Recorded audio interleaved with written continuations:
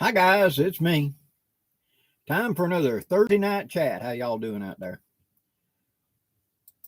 These Thursday nights are always a run for me because it's um, go and pick up the wife, get home, get every supper done, us eat, get out. It's always a dead run with me. Uh, but we enjoy it. Hope everybody's ready for Christmas. Randy, good evening. Elijah, hello. Well, thank you very much. Hiram, hello. Donald, hello. Yeah, I did a couple of videos today to post, so it's staying busy.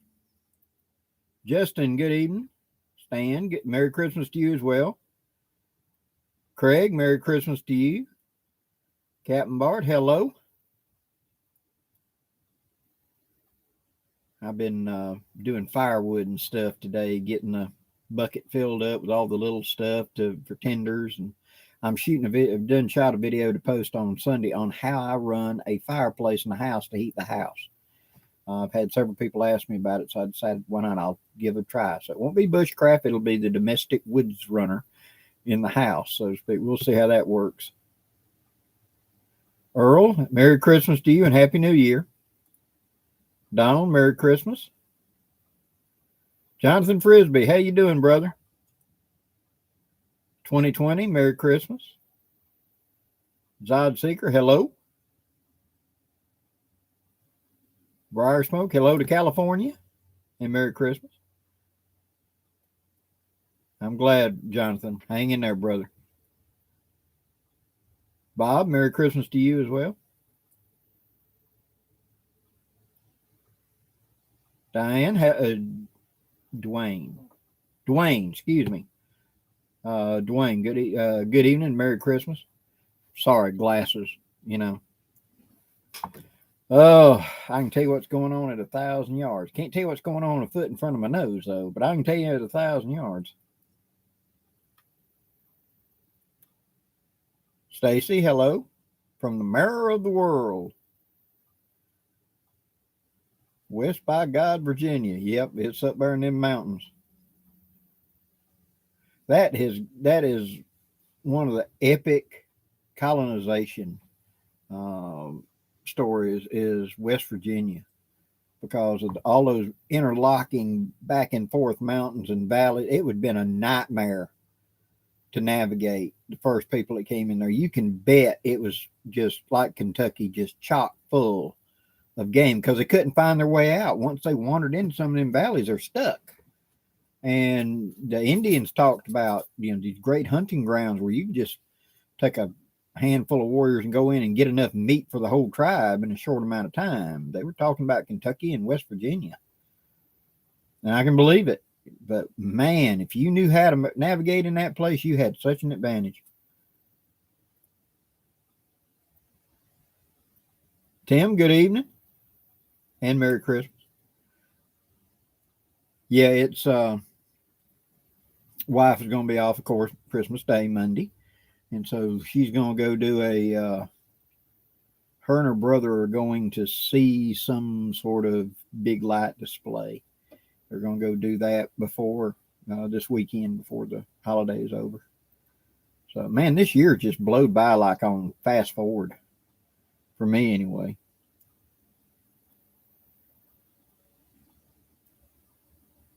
Wendy, thank you very much. Donald, yep, I've heard that before. American by birth, Southern by grace of God.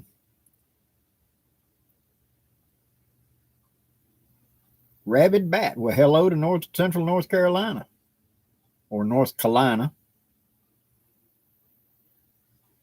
Tim, hello to Florida.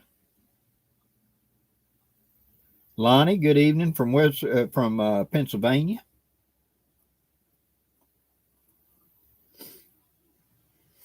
I am going to, I think it's supposed to be down in the 30s, I think, on Saturday morning. And so I'm planning on, good evening, Tiny Titan. How you doing?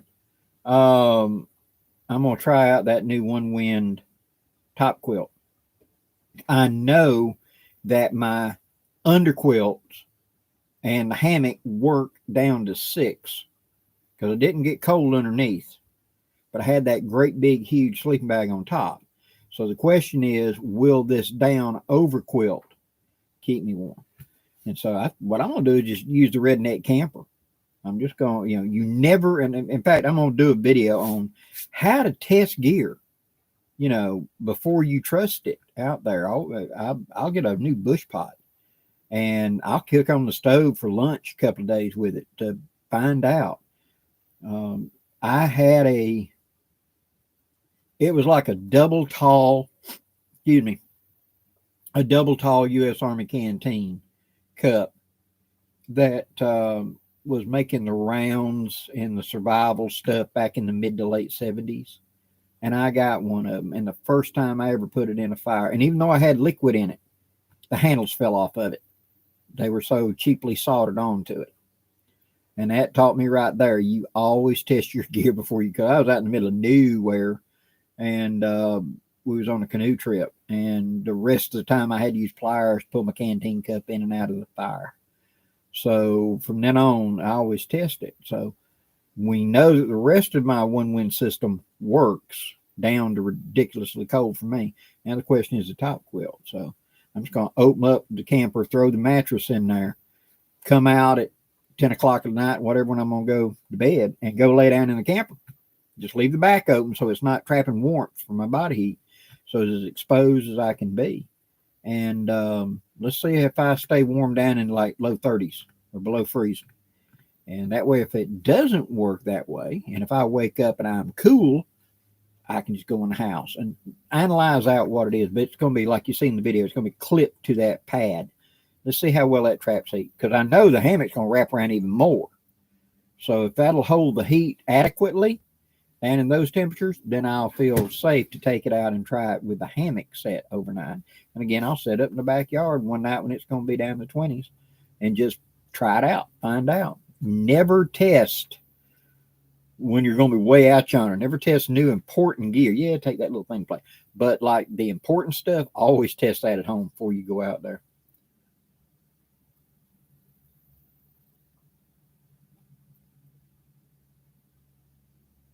Gray Wolf, what editor software do I use? I use the one that comes on Windows 11, which is Video Editor, which I think now is Clipchamp, which is basically old Windows Movie Maker with a couple extra bells and whistles.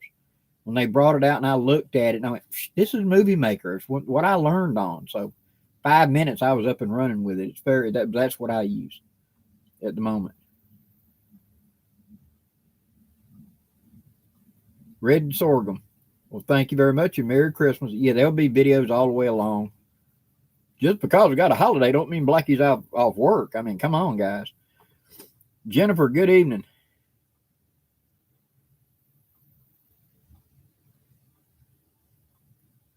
Randy, I have seen that where the nickname for it was the burrito. And what it is, you took a big down casualty sleeping bag is what they did. And they cut a small hole and they put a bungee or something in it, like a cuff. And they'd run the rope through that and then put the whole hammock in it. And the idea was you would push it to the bottom, like pushing a sock down, get in the hammock, and then pull the whole thing back over you. And it came up and it was split tailed up here at the top where you pulled it over the top and did it like that. And it left just your face sitting out. And it was for extreme cold. They developed them back in mid 80s. I remember seeing it. And I've heard a lot of people trying them out, but I haven't ever heard anybody said they liked it. So sounds like a good idea, but the question is, does it work well? Good evening, Bear. Bear's in the house. Brett Johnson, good evening.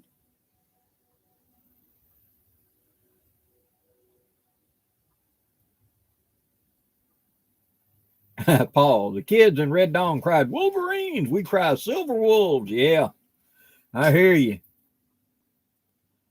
I'm posting a video on Rumble on Saturday on shooting a gun. I've got a Model 92 Rossi clone that I've went and put a ghost ring rear sight on.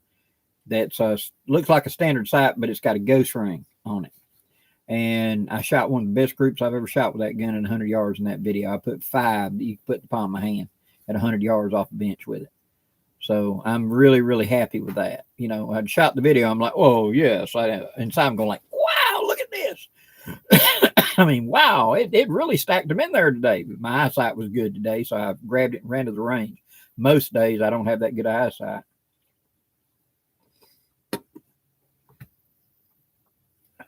James, good evening, and hello to South Carolina.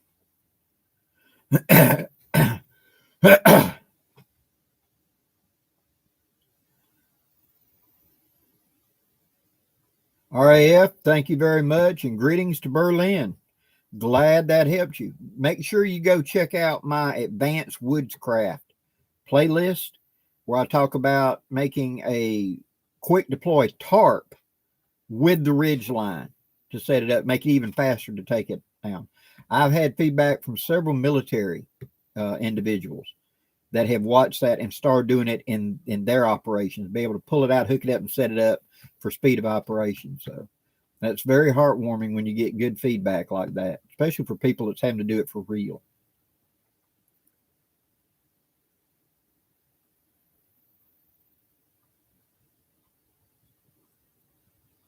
I hear you, Gray Wolf.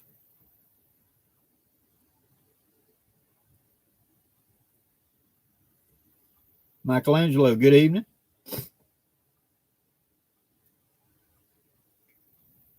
Gray Wolf, mine's in 45 Colt.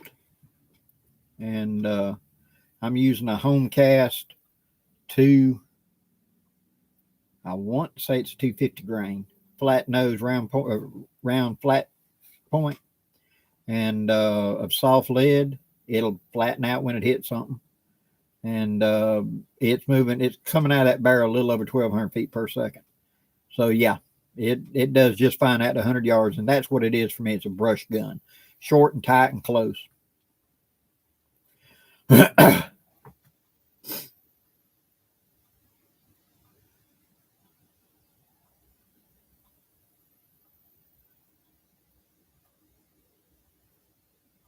Brett Johnson, Blackie, I have 2 brass frame 51 Navy replicas that don't have wedges. One is Pieta and the other is Navy Arms. Do I need a specific wedge, or will any of them work? Usually any of them will work. Years and years ago, like in the early 70s, there was a slight difference, but the industry is kind of standardized on it now. In fact, when you go look up the part number, a great resource for these questions is the Dixie Gun Works catalog, the actual paper catalog. Because that way I'll go look up, let's say, the wedge for an 1860 Army, and it gives me the number. And then I'll go look at an 1851, and it's exactly the same number. And I'll go look at the Uberti, and it's exactly the same number. It tells me they're interchangeable. Same thing with the 51 Navy and the 61 Navy is interchangeable. It's the same cylinder on either gun. But the Uberti and the Pietas don't interchange because the base pin is a little bit different in size. So because of that, but the 51 and 61 Pietas interchange, and the 51, 61 Ubertis will interchange, but they can't swap the other way. And it's a great way to look. Just look up the part number and see if it's the same part number. You know it goes across. That's the reason I buy like 4 or 5 wedges at a time, because it fits most replicas. It's rare you don't have a replica that doesn't fit. Joe, hello to Texas. Jack, hello to Daytona. Joseph, hello to Columbus, Ohio.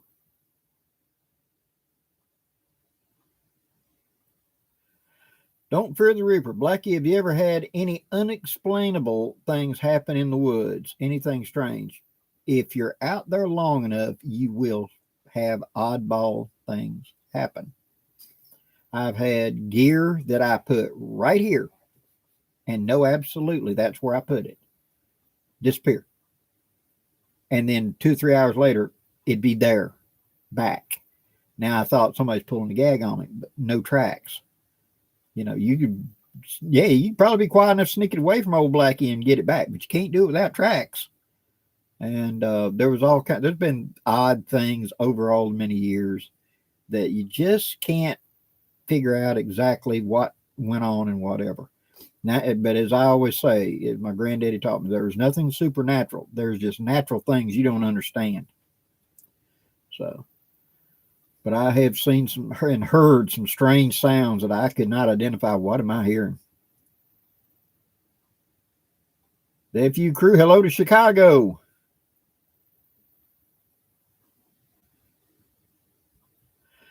Donald, could a bowline be used on both ends of a ridge line? Yeah, if you had if you're going to do it like a timber hitch on either side, just taking a line and putting a bow line on the end of each one. Yeah. Where you took this side and put a toggle to hold it in place, like a Marline spike hitch. And then you go on to the other end, but you're going to have to pull it around the tree and somehow apply tension. It doesn't automatically have tension just hanging there. If you just want like a clothesline, yeah, something simple. You can run around and put a toggle on it, but it won't be tight. But if you want a tight ridge line, you need an anchor and some way to pull tension. So, but you could put literally a bow line end on both ends. It'll work. Bearded Bubba Bushcraft, good evening. Andy, good evening to South Georgia.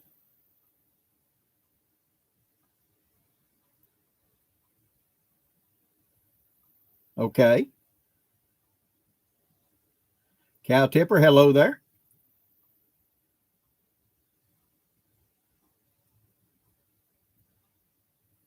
Kodak, well, hello there.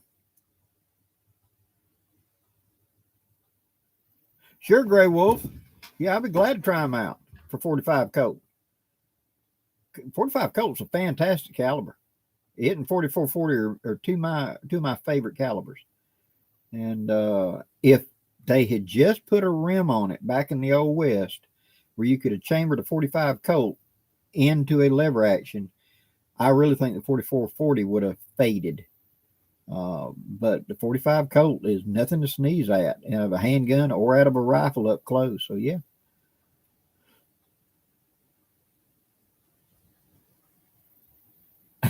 Jonathan, yeah, I blame temp time space portals when I lose stuff. I hear you.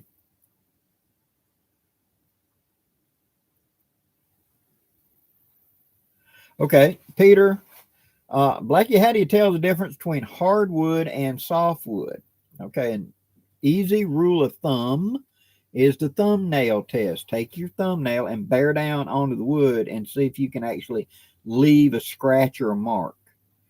You can on most softwoods, your thumbnail is harder and will cut a groove in it. Most hardwoods, your thumbnail is not hard enough to do it. But that's a rough rule of thumb of it. Also, most softwoods break very easily, and most hardwoods are harder to break. So if it's dry wood and it's very little resistance and it pops, that's usually a softwood. If I've got to put some muscle into it before it pops and then it wants to splinter, it's usually a hardwood. Usually.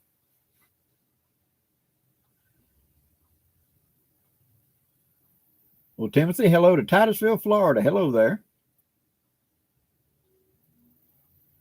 Randy, I use a ratchet strap for it. It works just fine.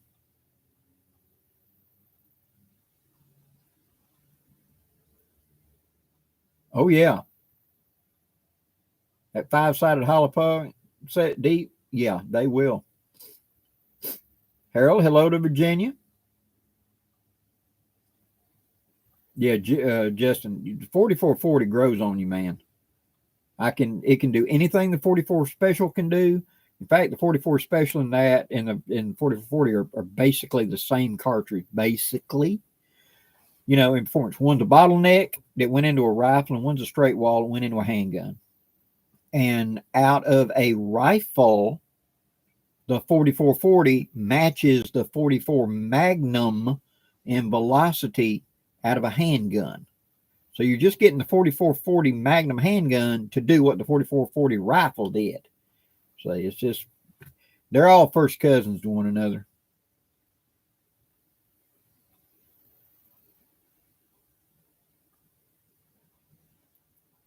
Yeah, Gray Wolf, when you go to move, you'll find things you didn't believe still existed. You know, things just disappear. Mike, well, hello to the UK and a happy holiday to you as well. But 112, good evening, North Georgia. Joe Arnold, Blackie, is it safe to use a Crisco candle heater in a pup tent? Actually, that's a little overkill in a small military type pup tent. Just one of the small candles will do just fine. In fact, what I did for a long time, if I can reach it from here, I pick up one of them 3 like that and put it in, I'm going to be on this side. I would put it on the other side of the pup tent, about hip level or directly across, with the roof at least that high above it. And that would elevate the temperature inside that pup tent enough that it felt a lot warmer than it was. Crisco would be an overkill unless you're up in Arctic conditions. But one of them, they burn for hours and hours, would usually do it.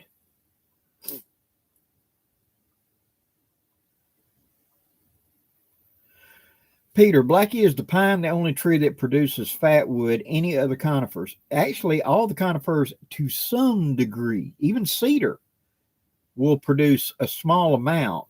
It's just how much.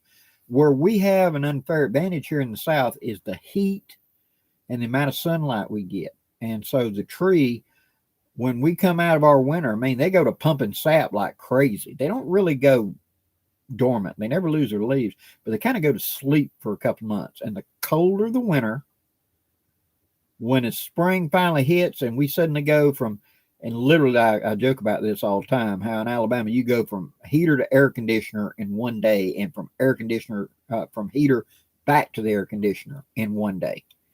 The highs today will be 45. And then 2 days from now, the highs will be 80, and that's the way it is for the next 6 weeks.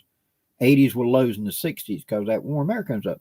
Well, then pines just go to pumping sap like crazy, and they superhydrate. If that tree gets killed for some reason, pine beetles, whatever, that tree gets burned on the base, girded, whatever, and all that sap is left in it, and then the summer heat cooks it, the whole tree virtually will turn into it. You'll have entire logs that thick. It's just solid fat wood.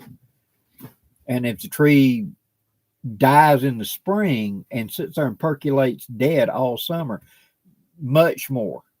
At the same time, I've seen a dead cedar that had a little strip of fat wood about that long in one limb. It's pockets of sap. But down here with our heat seems to be a big part of it. So many people talk about that they don't find fat wood. It can be where you're at. You don't have enough heat conditions or stuff for the trees to make that transition. It's kind of like a fossil. If the conditions aren't right, you don't get fossils, and the conditions aren't right, you don't get fat wood, even if you got pines. It's just not the way it works. Briar Smoker, you about ready for winter hammock camping? You know I am. In fact, we're planning on going, I think the 3rd weekend or so in January, out to the lake. And I've got some friends coming in, and we're going to do a little bit of winter training and stuff like that, do some videos. Just because of how to run a winter camp, how to run a winter hammock. So those will be coming.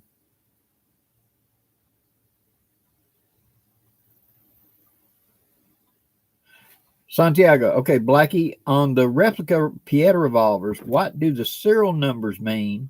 Do they carry over as replicas also? They are not in the same line. And so when you've got an original Colt and they say that the 51 Navy was made from here to here in this serial number range, when they went to making the replicas, they didn't pick up and start running. The exception to this is the Colt reissue guns that started in the 70s, where Colt themselves were selling reissued. They did pick up and carry that serial number. But what the serial numbers will simply tell you is the number in the run, the proof marks on the side of it, like the letter PA in a box and stuff like that, will tell you what year it was manufactured and who manufactured it. And so if you'll just do a search for replica revolver Italian proof marks, there'll be a chart shows up. And you can look at the numbers and decode the proofs and the serial number range to tell you where, when, and how that gun was manufactured.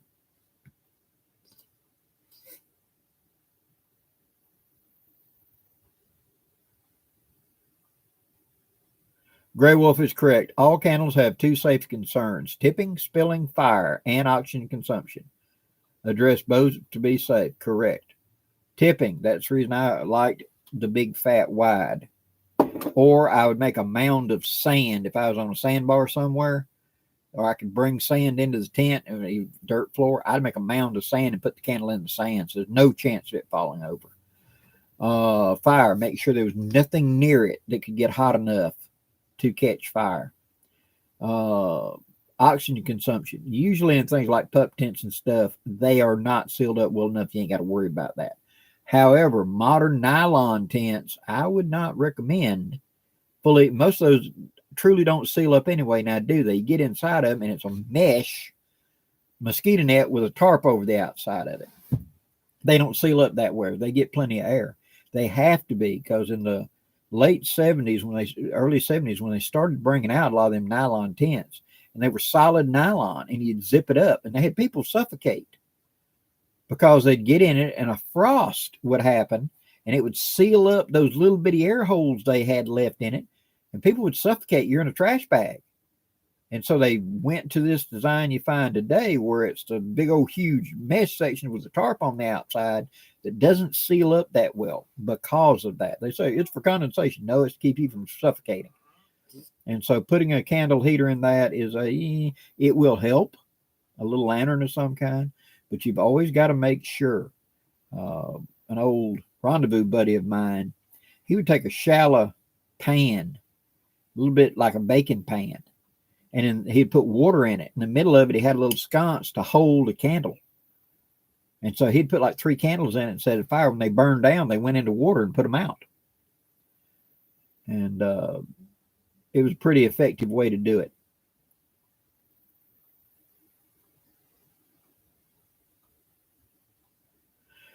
Briar smoke, now you got to be careful. Them buddy heaters use a lot of oxygen, so be careful. John Kennedy, good evening.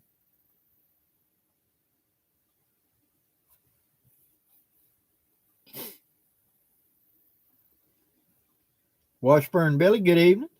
Diane, hello and Merry Christmas.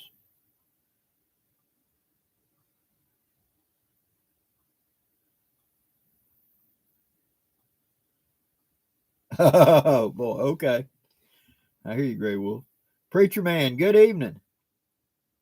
Ground Fog, hello. Yeah, John Kennedy, rule number 1 outdoors, don't die.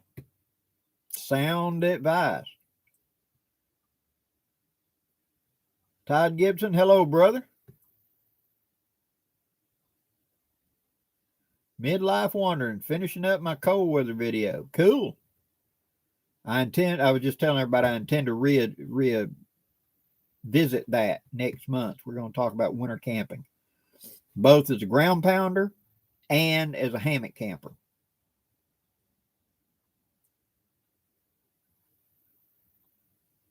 Oh, Washburn Billy, that'd be cool. I've been to Michigan and stuff. I even been to the Great Lakes, but I never got to camp. I never got to fish up there. It was always a business. You know, you got to come in, you're either wearing a suit or driving a truck or whatever it was. And so you didn't have time to do that. Mark, good evening and Merry Christmas. Play a Sin, hello and Merry Christmas. Yeah, Justin, never seal up with a combustible heat source. Correct.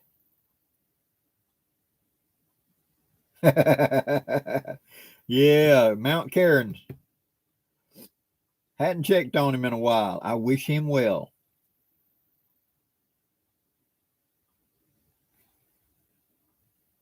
Gerald, Merry Christmas to you. Thank you very much. Yep, that'll work. Briar, One Wind makes a cover that's their extreme cold weather cover that, like on my One Wind hammock, it replaces the bug net with this sil nylon, lack of a better term, bag. Okay. It's exactly the same size as the mosquito net. You put it on in place of the mosquito net. You go in from the bottom, and then it's got a draw cord. You draw up the bottom, and then up here at your head, there's two like 8x12 mesh patches right here over your head to let air in and let condensation out. And very, very warm. Seals up all the drafting and everything else that you can't help it being in a hammock. You're heating the air. So the air is naturally going to warm up and convect around you like that. So you're causing a draft. That's the reason you always feel cold right in the small of your back at the very bottom, because that's where the air is doing this. See? Well, when you seal up that bottom, there ain't no air. The air kind of runs out down there and it stops drifting up because you're not venting air, and you shut off the chimney, so to speak. And Dan Lutz tried his and nearly sweat himself out at like 12 degrees. So I've ran it one time, and I think it was 18 that night. And I'm not one that has to get up a lot. So it worked fine for me. And it did hold heat in there a lot better. So One Wind does make such a thing, and it will help if you're up in cold country.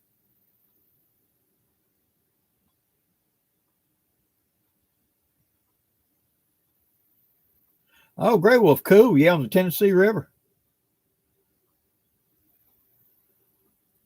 Todd, I was just telling everybody, I have not got the down under quilt. I just got the upper quilt. But now my standard, I run double under quilts in extreme cold.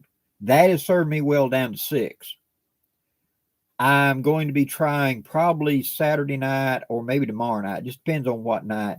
I'm going to get in the redneck camper, leave it open, and get on that mat with that top quilt over me, and let's try it out and see how it does down into the low 30s. I think it's going to be like 31 or something like that. And let's see how it does with that, because I already know the rest of the hammock works. It's just this top quilt. So I'll report back on that as quick as I get some actual feel. It looks good.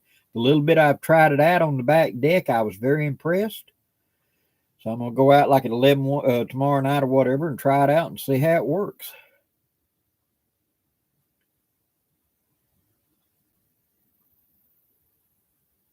Midlife Wonders. I sent payment for both bags and rucksack, but didn't receive a confirmation email. I'm kind of shaking my boots right now.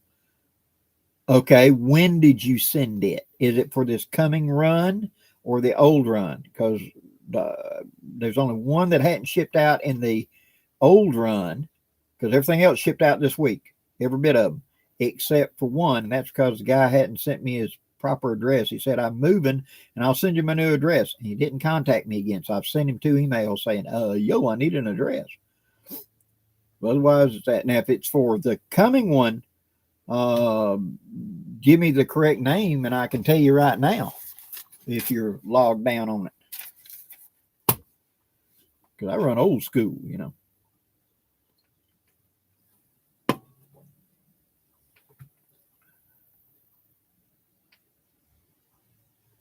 Blackie, can the marbles all metal folder be tightened up by adjusting the rivets, or are you just stuck with it if it's loose? You should be able to tighten it up. It's just a press fit. And so if you put that rivet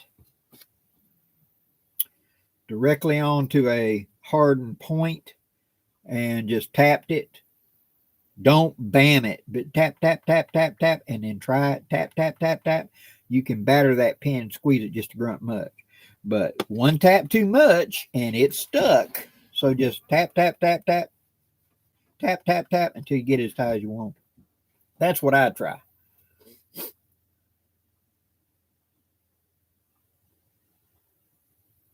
Well, Daniel, thank you very much and Merry Christmas.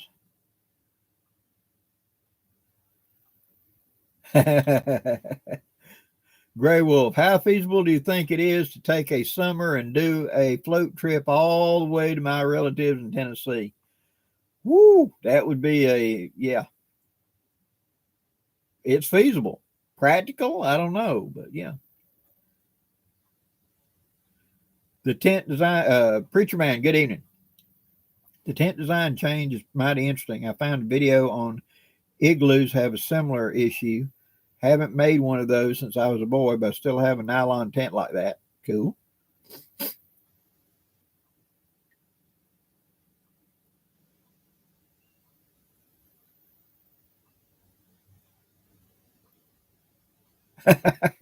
Washburn Bailey, let me think about it. It's getting the money to get places. I'd love to come up and do something like that, but we'll see. We'll talk about it.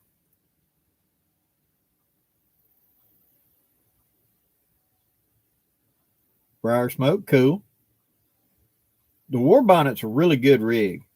I know several people that use them are very happy with them. I used a Hennessy for 10 plus years and was very, very happy until I found the One Winds. So, yeah.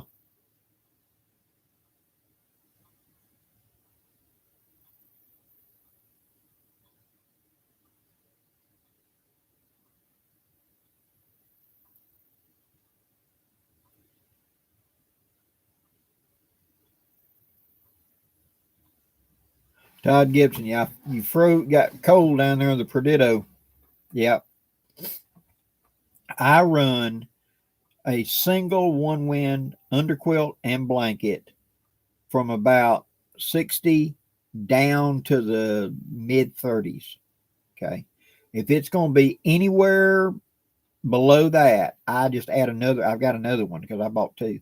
Another whole underquilt and blanket under it. And I've run that all the way down to 6 and never got cold on my back.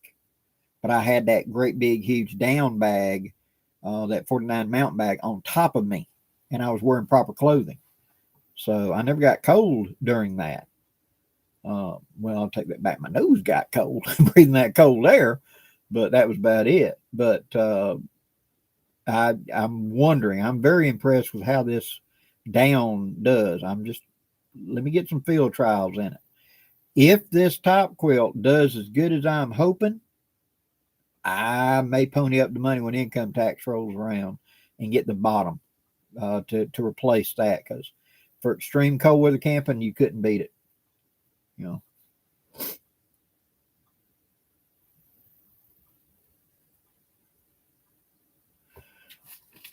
Brett Johnson. All right, hold on. Y'all hang with me 1 second, guys.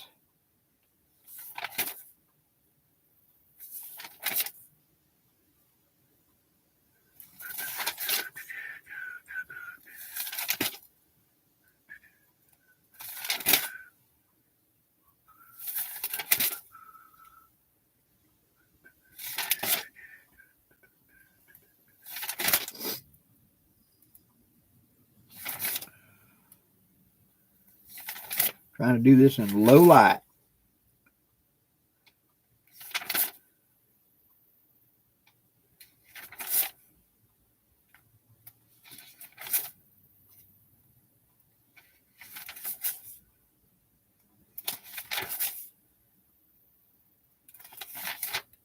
Okay. Brett, is that the name it's under? Brett Johnson? Or which one?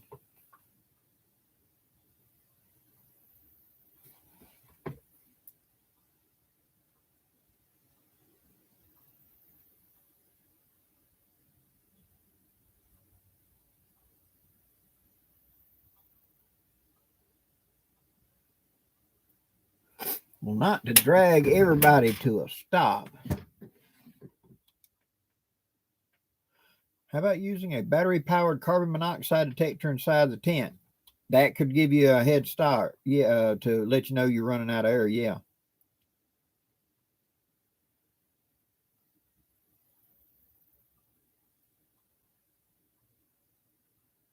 to PayPal under the Gmail Merciful Azrael. Okay.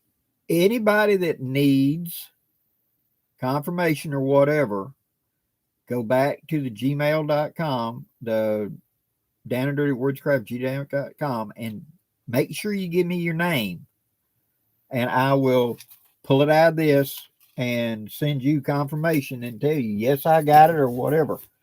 Okay. I'm not an automated system. I'm one dude.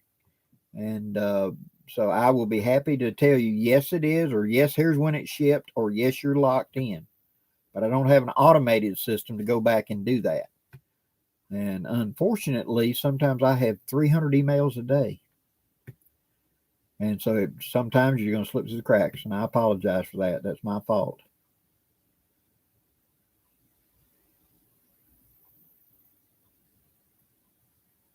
Todd Gibson, yeah.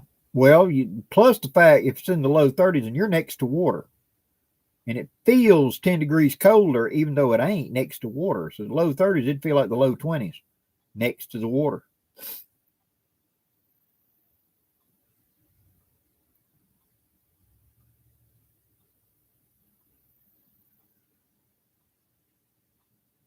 Oh, the real guy, glad you like it. Good luck with it.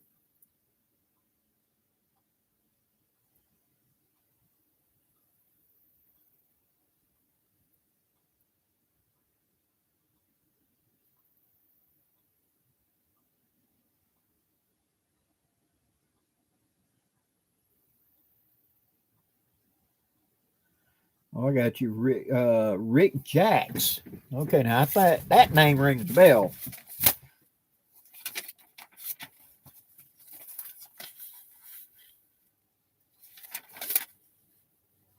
I think I just saw that.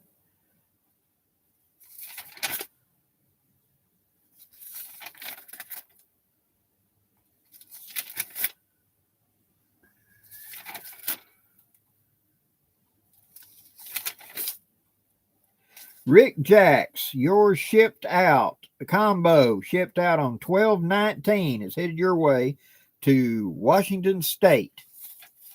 It shipped.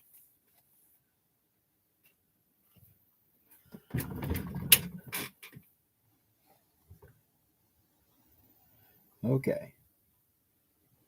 Brett Johnson, that's what it was. Yeah, and I run into this where somebody says, I need to know, okay, what name was it under? And it's not their name, it's the guy at work that let them use their PayPal to pay for it. And I'm not trying to complain, but a lot of times it doesn't automatically connect, especially when you're doing as many as I'm doing. And I had one guy when I think I was like my second or third run, and it came through as Texas Gunslinger. And so when he went to PayPal, and it was Texas Gunslinger. No address, no nothing. He paid. And so I sent him an email. And I said, hey, I need a shipping address. He said, I paid you. Yeah, I know. I got the payment, but I need a shipping address. And I sent it, and he replied, but I paid you. 8 back and forth of him just repeating, I paid you. I said, did the post office know who Texas Gunslinger is? Oh. And then he gave me his name, and he's in New York City. So, a lot of people, when they set up their PayPals or they set up their contact, they try to be kind of, not let anybody know who it really is. Well, when you go to pay for something, I need an address. You paid money. So, just one of the joys of selling. It can be a lot of fun sometimes.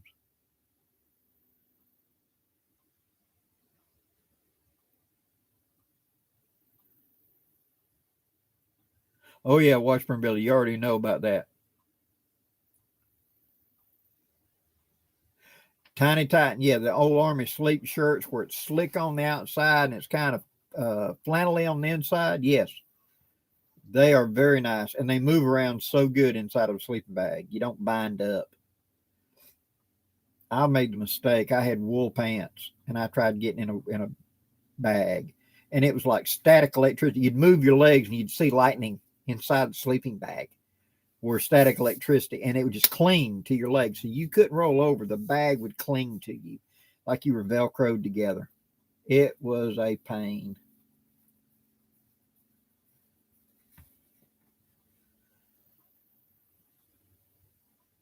No, Todd, a jungle blanket ain't enough. You better have a good fire. Edwin, Merry Christmas. James, thank you very much.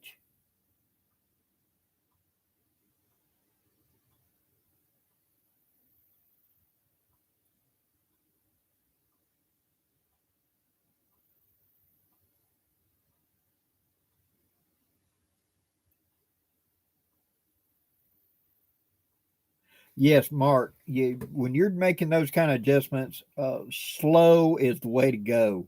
You don't think you're doing nothing, and then it tap, tap, and it's perfect. I had a Leatherman tool, one of the early Leathermans that did that. And I just put it up on an anvil and went tap, tap, tap, work, tap, tap, tap, work, tap, tap, tap, work. And I tightened it right back up where it worked just fine. But I've seen a hit it, whop, and then you can't pry it open with another pair of pliers. Yeah, too much tension.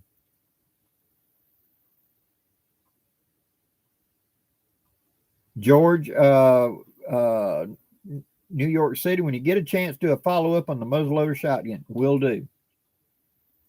Like I said earlier, I am posting a new video on Rumble that will be about a 92 lever action. But now that it has got cold enough and everything, and I've still got the shotgun, I will do a follow up and continue on and finish that out. Corn Pops, doing well, and Merry Christmas.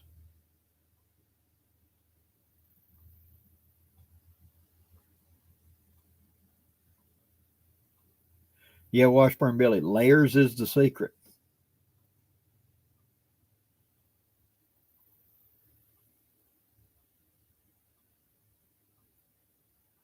Gray Wolf, the 7mm Odd 8 is a very handy gun. It really is. Just a short brass. It's a 308 with a 7mm bullet in it, basically. Yes, that's not exact, but it gives you the basic idea.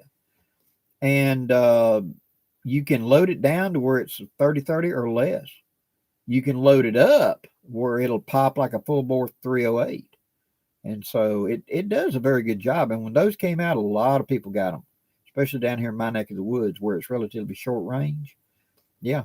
So it's a very good plinking, working, shooting, hunting gun. And you can get leads and stuff and load it all the way down to shoot small game with it if you've got the time and the expertise to do it.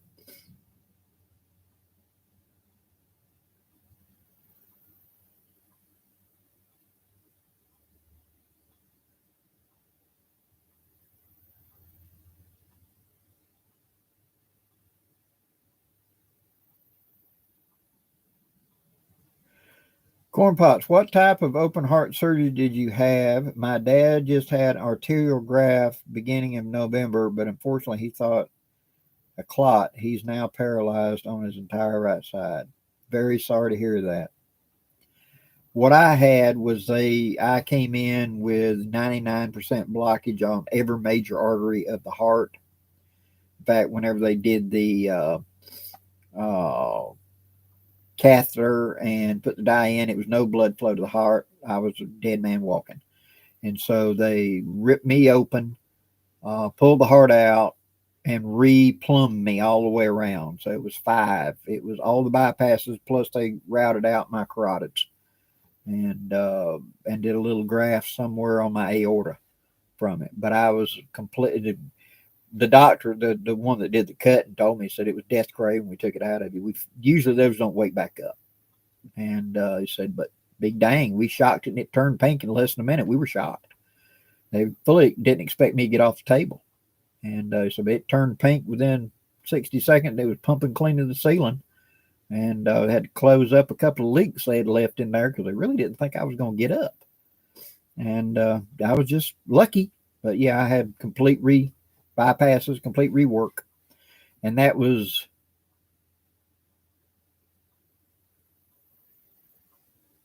December 18th, 2013. So 10 years ago tonight, basically. 10 years ago tonight is when they did it.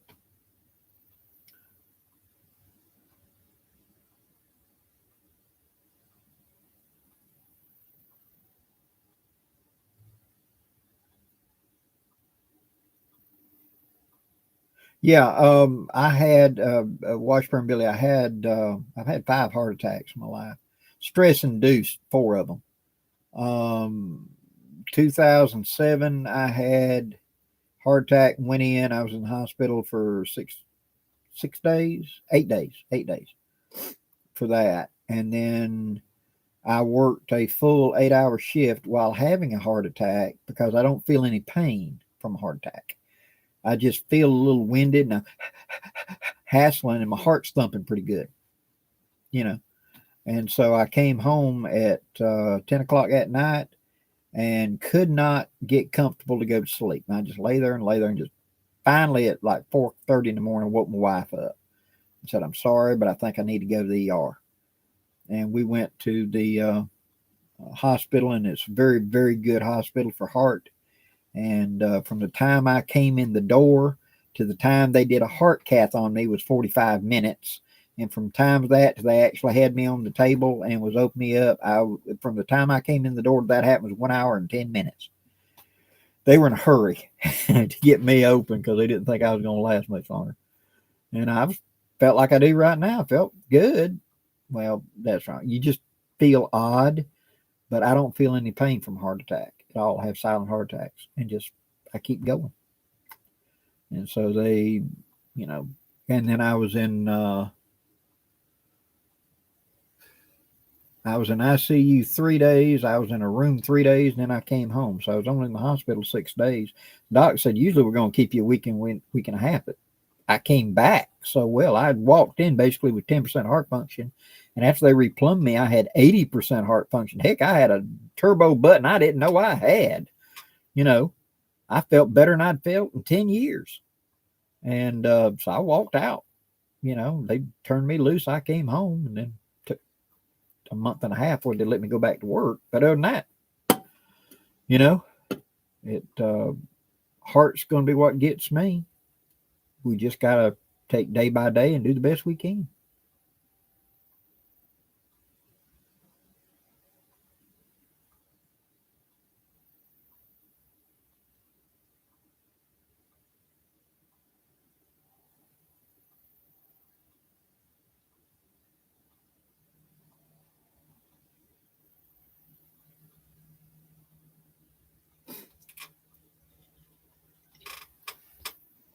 Blackie, do you know what type of arrowheads the Cherokees made? I believe they're called the woodland pattern. And there's a historic, and then there's a woodland. And it's woodland. And have I done flint knapping? I have played with it with people that knew what they were doing. I am not skilled in it. Worst comes to worst, I can make a little blade to do something, and I maybe could make a flake into something like an arrowhead, but I've not invested the time in it. But I know friends that can. They'd make their own flints for their flintlocks. They were that good at shaping and knapping. Very Wolf, you had the 6.5 by 5.5 is a really good caliber.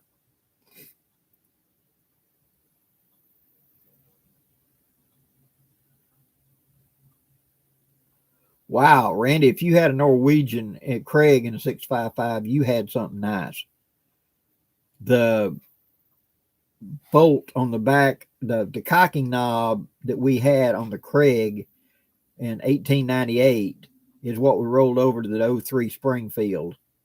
That's where the 03 got it. We just kind of copied but changed the magazine to a Mauser type. We just copied a Mauser is what we did to the 03. But that cocking knob and the bolt slickness of it was right out of a Craig. Craigs are very nice guns.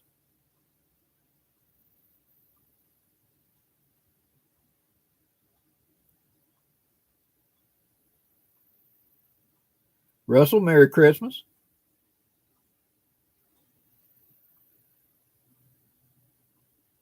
Okay. Sissy Jack, you're saying that it's falling during the night, as in it's sagging underneath you. Try this. You want to put it at the top, and what best thing to do is just get somebody to adjust it while you're in it. Okay, get into it, and you want to pull the sides up first. So snug it a little bit, and then pull them tighter at the foot. Then on the one that's in the middle, pull the cord that pulls the purse string, so to speak, pulls it in around your at the head, and then pull it up and attach so that it cups around your shoulders. It gets looser there down. If you make it too tight at the feet, it wants to be like a V, and then you run out of your hammock and you end up where you're dripping off on the side, and it rolls out from under you. So loosen the foot a little bit. So the foot should be wide and the shoulders should be narrow. It's a sort of fitting thing, but the best way to do it is you be in it and have them fit it to you. Otherwise it can. And when I get in my hammock at night, I grab the underquilt on the outside and I make sure it's centered up on me, and then I cover up. And I haven't had any issue with mine popping out. I did early on because I had the foot too tight. And what happened is you got that V and your legs are in here, and then you put your legs on the outside of the hammock. Well, that pushes it to one side, and it just rolls right off of you. And so make sure the feet are a little looser so that it's a U rather than a V at the feet. Best advice I can give you.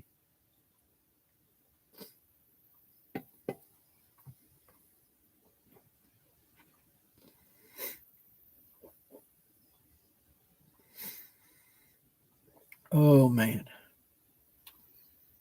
Boss, it's we've been 56 minutes. We've almost been on here an hour already. Mark, that's me. If my feet feel bound up, I wake up claustrophobic. I've got to be able to move. Fredward, really good. Even though it's Christmas, I have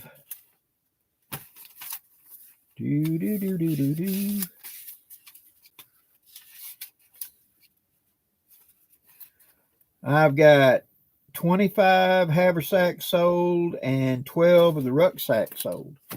And there's going to be a total of 50 haversacks and 20 rucksacks. When I hit that number, I cut off.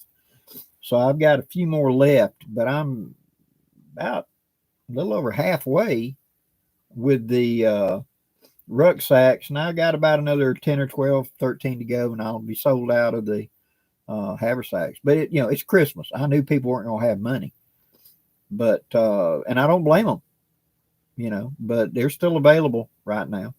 I haven't gone and checked today, and I don't have. This is something that I know I'm odd. Okay, we figured that out. I don't have my Facebook and all of my emails on my phone. I have them on this computer. And so if I'm not at my computer, like I have been today doing Christmas stuff and everything else, I haven't checked yet for today. And so I know everybody's got to have their life is on their phone, but I don't, for that very reason, because I get so many emails from so many people that my phone would just never shut up. It'd be ding, ding, ding, ding, ding, ding, ding all day, because the 3,000 plus people who have bought a haversack from me that still have that email address, they'll send me, hey, Merry Christmas, or Blackie, I've been thinking about this. Lots of emails come in just to say, hey, or whatever. Then there's 3 other sites that I'm on that they can contact me. And it just all day endeavor. So I try to make about 3 hours a night just to go through and answer emails. And when I go off on a trip, sometimes I'll come back and I'll have 1,800 to 2,000 emails I've got to read and respond to. And so it can slow me down sometimes. So I'll go today and check and see if I sold any more today.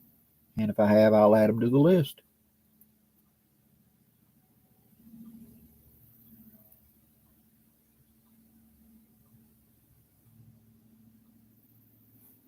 Tiny Titan, yeah, The one thing I like about this new top quilt from One Win is that foot box is huge. It's that big.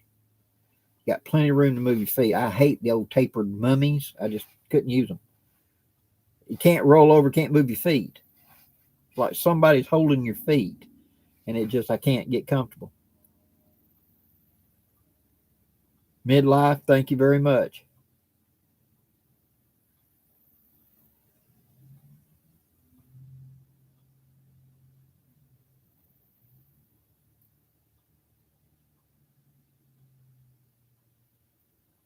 Mark, yeah, that'll make you jump. Midlife wanderings. Have you had to make any major diet changes? Well, I try to stay away from fried food more than, everything else. They said, okay, no more salt. I'm the exception to the rule. I had been on a high salt diet my whole life because I'm one of them people that just doesn't process salt well. And so I'm in, ICU down there, and the nurse said, okay, no sugar, no salt, completely, get rid of it. Don't have it in your house. Uh-huh. And she said, I'm serious. I said, ma'am, I'm fully listening to you, but you're going to change your mind before I leave. Well, that first night in the room, I was there 3 nights in the room. They brought me a meal. That was the first time they'd fed me in 4 days. But you're under so much medication, you don't even care or notice. You're just dozing in and out. And that was the first meal I'd had in 4 days. And it was unsalted, like diabetic stuff. It was horrible. And that was, I want to say that was Tuesday night. That she had told me that Tuesday afternoon. Tuesday night, they brought me that food. Wednesday at lunch, she came in with 4 salt tabs and Jellos and said, eat this right now. Your numbers are cratering. Yeah, we know. I don't store sugar well, and I don't store salt well. So I have to eat sugar because I'm hypoglycemic, and I have to have salt or I tank and get really sick. So I'm really the oddball exception to the rule. But I have, I've kind of stayed away from some of those, and I've tried to stay around more vegetables and stuff. But then again, look at my age. I'm in my 60s, so I don't process as fast as I did. So I try to eat the red meat like once a week, something like that. Other than that, not really, just hanging in there. And my doctor and I monitor everything real good, and I'm as good as it can be. So I'm kind of floating along.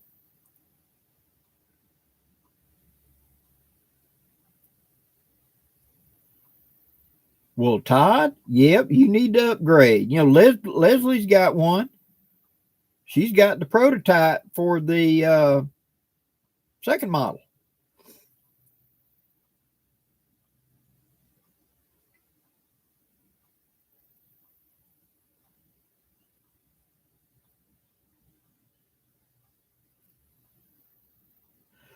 Nathan, where to order the rucksack? You go to Down and Dirty Woodscraft at gmail.com. Let's see if I got it up there, or is it on the back of this? Nope, ain't on the back of this. Just Down, D-O-W-N, the letter N, Dirty, Woods, W-O-D-S, craft at gmail.com, and say you want to be put on the list for it. Now, what I do is I take it, I send you the PayPal information, you pay. When I get the money for the run, I hand the money off to the manufacturer, and he manufactures them. So right now, the end of February is when they're supposed to arrive to me for me to ship them out to y'all. So, they're not pre-made up. I'm having them made by Jay up in West Virginia. So that's the way it is. And so you pay, and then it comes in, and I ship it to you. And thus far, I have never lost. I've had, well, to take that back. There's been only one ever got lost in thing, and I replaced it for the guy.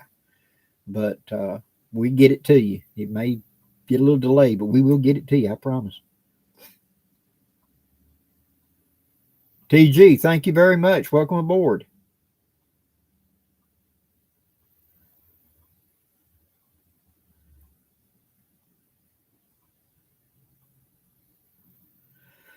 Buckeye 80.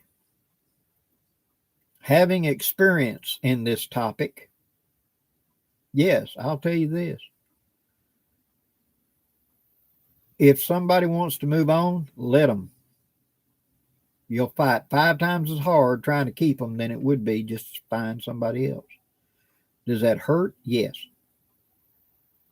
Just because it didn't work, don't mean it was a bad thing. I have an ex-wife. Me and her lived together for 2 years. And we functioned great as boyfriend and girlfriend. And as husband and wife, it didn't work.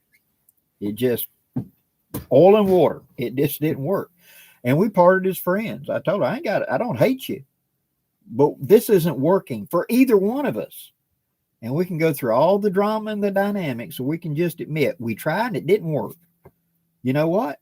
I still think you're a nice person and everything, but I just don't want to be with you as your husband, and you don't want to be with me. You know, you got somebody you want to move on to, and I'm good with that. Why don't we just part and just be friends? And we did, you know. And when somebody wants to go somewhere else, let them. Because I have personally seen it too many times. Fight and fight and fight. It's never going to resolve itself. It can't go back to what it was. It's kind of like you believe in Santa Claus until you don't. And so you can't go back. And so if they want to go somewhere else, it's better for you in the long run. Just say, okay, have a nice life, and start taking care of you. I'm sorry you got to go through it. It hurts. The explanation I gave somebody one time, I said, it's like being on a high dive looking at a pool. You know how high you are. You know how far it is to water. You just don't know how warm or cold that water is till you hit it. But until you step off, you don't know. Good luck to you.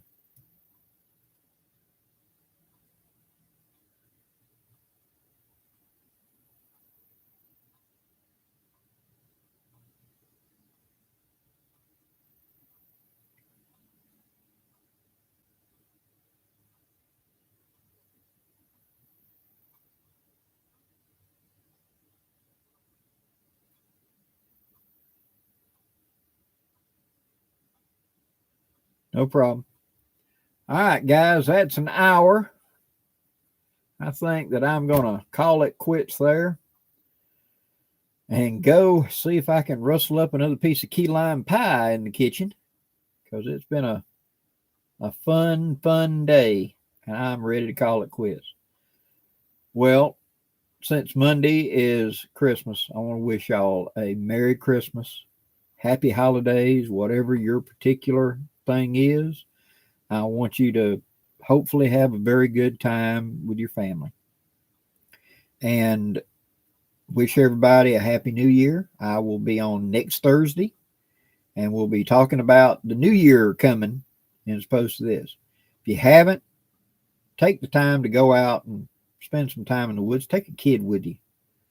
Go out and enjoy the wilderness a little bit if you can. Trapper Dan, thank you for dropping in, brother. Till next time, guys, I'm Blackie wishing you safe journeys. Y'all have a great day.